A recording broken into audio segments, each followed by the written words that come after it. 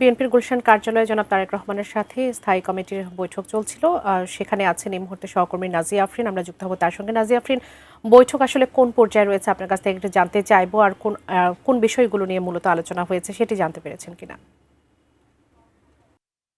BNP চেয়ারপারসনের কার্যালয়ে আপসী নেত্রী বেগম খালেদা জিয়ার মৃত্যুর পরবর্তী যে বৈঠক, আনুষ্ঠানিক বৈঠক, অর্থাৎ দলের স্থায়ী কমিটির একটি বৈঠক অনুষ্ঠিত হচ্ছে। দলের স্থায়ী কমিটির এই বৈঠকে সভাপতিত্ব করছেন বিএনপির ভারপ্রাপ্ত চেয়ারম্যান তারেক রহমান।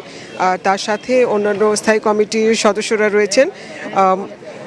বাকি যে কয়েকজন সদস্য রয়েছেন তারা তাদের নির্বাচনী এলাকায় প্রচারণার কাজে অংশ নিয়েছিলেন। তারাও এই মুহূর্তে ঢাকায় আসছেন এবং এই স্থায়ী কমিটির বৈঠকে অংশ নিতে বিএনপির মহাসচিব মির্জা ফখরুল ইসলাম আলমগীর কিছুক্ষণ আগে ছিলেন প্রধান উপদেষ্টা কার্যালয়ে, যেখানে বেগম খালেদা জিয়ার মৃত্যুতে বা তার জানাজা সহ অন্যান্য যে আনুষ্ঠানিকতা রয়েছে, রাষ্ট্রীয় শোক, সেই বিষয়গুলো নিয়ে যে আলোচনা অনুষ্ঠিত হয়েছে সেখানে উপস্থিত ছিলেন দলের মহাসচিব মির্জা ফখরুল ইসলাম আলমগীর। সেখানে রাষ্ট্রীয় 3 দিনের শোকের প্রস্তাব করা হয়েছে এবং সেই সঙ্গে তার জানাজা আগামীকাল অর্থাৎ বুধবার বাদ জোহর মানিক মিয়া অ্যাভিনিউতে অনুষ্ঠিত হবার কথা রয়েছে। তাকে দাফন করা হবে বিএনপির প্রতিষ্ঠাতা শহীদ রাষ্ট্রপতি জিয়াউর রহমানের কবরের পাশে। 4 গুণ শক্তিশালী এনজাইম ও অধিক ফেনা সমৃদ্ধ অরিক্স সিলভার ওয়াশ মাত্র 70 টাকায়।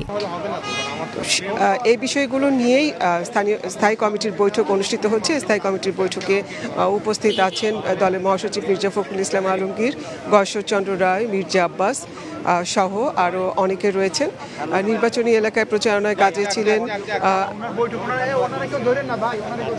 আমির খসরু মাহমুদ চৌধুরী, অবসরপ্রাপ্ত মেজর হাফিজউদ্দিন আহমেদ এবং সালাউদ্দিন আহমেদ। তারা নিজ নিজ এলাকায় প্রচারণায় অংশ নিচ্ছিলেন। এই মুহূর্তে তারা সবাই ঢাকায় পৌঁছানোর অপেক্ষায় আছেন এবং তারা ফিরছেন। এবং বাবলি, আপনি নিশ্চয়ই দেখতে পাচ্ছেন গুলশানে বিএনপি চেয়ারপারসনের কার্যালয়ে অসংখ্য নেতাকর্মীরা ভিড় করে রয়েছেন, তারা আসছেন এবং অনেকে বসেছেন। এখানে নারী নেত্রী যারা রয়েছেন তারা রাস্তার একপাশে বসে বিএনপি চেয়ারপারসন বেগম খালেদা জিয়ার জন্য দোয়ার এবং মোনাজাত করছেন এবং সেই সঙ্গে নেতাকর্মী যারা বিভিন্ন দূর দূরান্ত থেকে চলে আসছেন এবং অনেকেই আসছেন যে আসলে এই খবরটা যখন সকালে তারা পেয়েছেন, এই খবরটিতে তারা বিশ্বাস করতে পারছিলেন এবং যে যার এলাকায় ছিলেন সেখান থেকে তারা এসেছেন বিএনপি চেয়ারপারসন বেগম খালেদা জিয়ার প্রতি শ্রদ্ধা জানাতে তারা এখানে এসেছেন। এবং আমি যদি এখন বলি যে দলীয় কার্যালয়ে দলীয় পতাকা অর্ধনমিত করে রাখা হয়েছে এবং নেতাকর্মী যারা রয়েছেন এখানে বিভিন্ন নেতাকর্মী বিভিন্নভাবে তারা অনেকে এককভাবে বা অনেকে আলাদা আলাদাভাবে তারা দোয়া এবং মোনাজাতে অংশ নিচ্ছেন।